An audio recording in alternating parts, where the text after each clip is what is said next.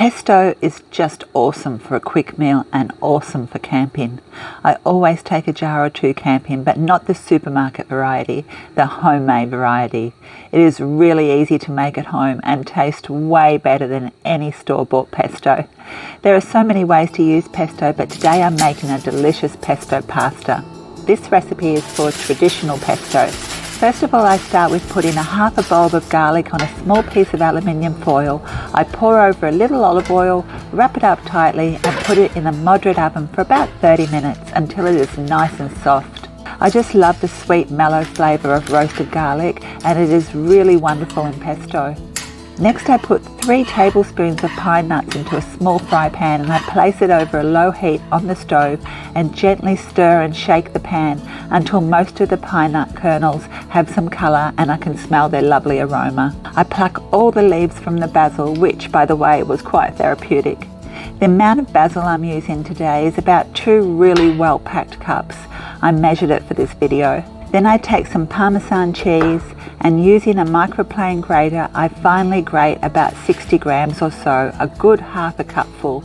I grate the cheese really finely because I won't be processing the cheese, it gets stirred in at the end. When the garlic has cooled down, I unwrap it and squeeze out 3 bulbs for the pesto. Any leftover garlic cloves I'll use for something else. Maybe spread on some hot buttered toast. So into the processor goes the garlic cloves, the basil leaves, the toasted pine nuts, a good squeeze of lemon juice, 1 teaspoon of salt, 1 teaspoon of pepper, and 1/4 cup of olive oil. I give it a good blitz, and then I check it for consistency and push down the basil. I replace the lid, I blitz it again, but this time I drizzle in another 1/4 cup of olive oil. The pesto should have the consistency of a puree. I add more olive oil if it is too thick. Then I stir in the parmesan cheese.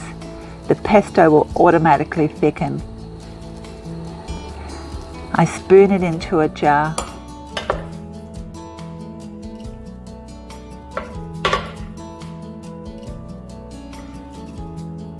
And I cover the top with a thin layer of olive oil, which will prevent it from browning and also keep it lovely and moist.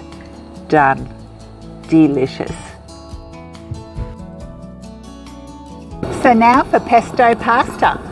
I bring a large pot of water to the boil, salt it like the ocean, put a little tiny bit of oil in, which helps the pasta separate.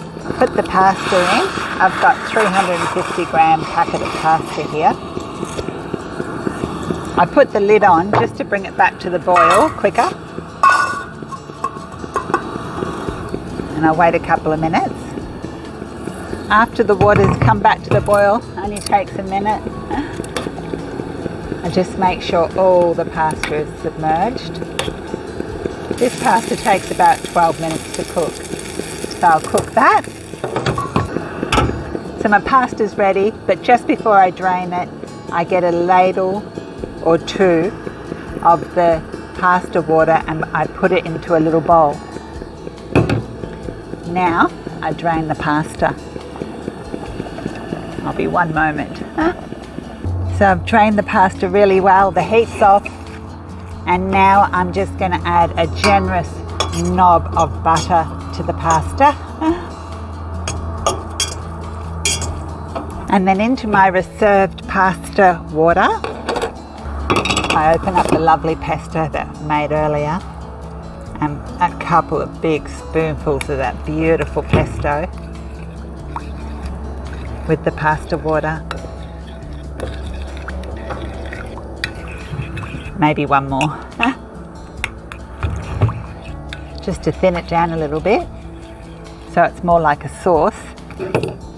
Then I add that to my buttered pasta.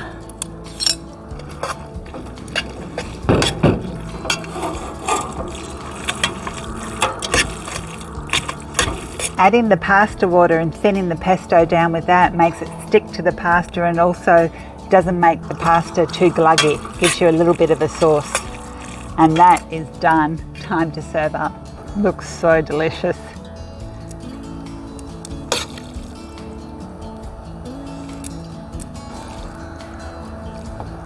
And to finish it off, some freshly grated parmesan cheese. Now you can also add some sun-dried tomatoes or olives, or could add some chicken to this, which would be yum. But this is easy to do at the campsite or at home. Once you've made your pesto, it's so simple from there.